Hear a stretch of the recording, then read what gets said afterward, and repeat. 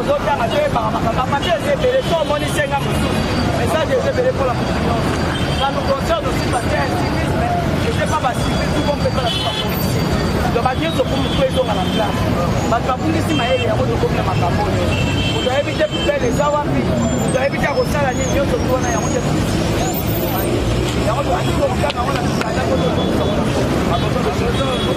Cette brigade consiste à rappeler, à lutter contre les anti-valeurs.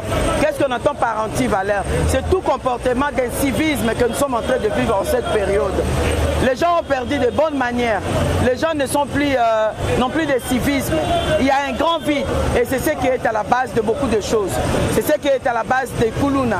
C'est ce qui est à la base des embouteillages et de non-respect de loi. C'est l'incivisme. Alors, cette brigade a pour mission de lutter contre les anti-valeurs. Qu'est-ce que nous avons pensé faire? Comme les gens ont perdu de bonnes manières, nous devons leur remettre les gens dans des lectures. Ça veut dire on a des messages très importants à partager, tels que rappeler aux gens que l'hygiène est nécessaire pour tout le monde, à l'intérieur comme à l'extérieur de la maison. On a le message comme quoi stop à la pollution sonore. Nous devons lutter contre les tapages diurnes et nocturnes. Nous avons des messages comme respecter le loi. Pourquoi on parle de loi? Parce qu'il y a plusieurs lois qui ne sont pas respectées. Entre autres, le loi sur la pollution sonore, il y a le loi sur le code de la route, il y a toutes ces lois qui ne sont plus respectées. Alors, comme on dit toujours, on ne peut pas attraper quelqu'un par son dos. Nous avons la responsabilité de rappeler aux gens de bonnes manières, de notions qui existent déjà, pour qu'à la prochaine, quand on va interpeller une personne, qui ne puisse pas dire que je n'étais pas au courant. Aujourd'hui, là, tout le monde a transformé son avenir en garage.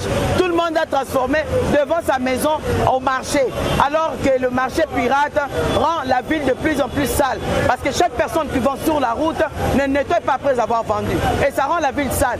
Et tout retombe sur l'autorité de la ville. Alors que le problème de la ville, la propreté de la ville n'est pas le problème seul de l'autorité de la ville.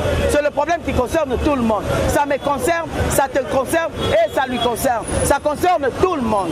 Yemoko, commandant brigade Madame Mimi Bikela, azanga ki malobatin, yokandenga beti loseba na miko ya bongana media. Ngai attend que mokambi ya brigade spéciale ya protection environnement pe na bien-être social. Je pense que biso soto yebi na kati ya protection environnement et bombi nyonso.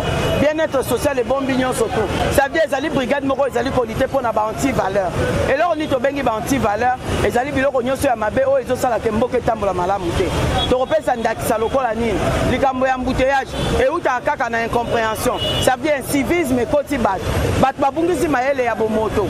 Yango nzela musu ya kotalisa bango ezali te po mutu aloba yokaki te tokanisi otangisa bango na makomi po mutu nyonso ayeba kobwaka busoto na balabala ezali mbeba kozanga kobongisa kati ya lopango mpe libanda na yo ezali mbeba terase ezali poubelle te code de la route esengeli mutu to ayeba kotosa yango mutu na nyonso ayebi ke sens unique eza mabe donc tozikei na bamessage ebele kotia bato makelele to mpe kobeta miziki na makelele po edéranger voisin ezali mabe lokola bato babungisi mayele nde tozongisi bango na mibeko batanga ba papier batanga totie yango na lingala pe totie yango na français po mutu aloba teke na yokaki te na lingala okotanga na français okotanga ezali mpo na intérêt ya mboka na biso kobeba ya Kinshasa lelo bakineli yango mutu moko oyo nyonso akobaluka zwi telefone na ye gouverneur Bumba ozosala eloko te me yo moko mutu ofilme eloko nini ozosala mpo na mboka na yo avancement ya mboka ezali likambo ya yo ya ngai pene ya bato nyonso mais yo part na yo ya responsabilité obakisi nini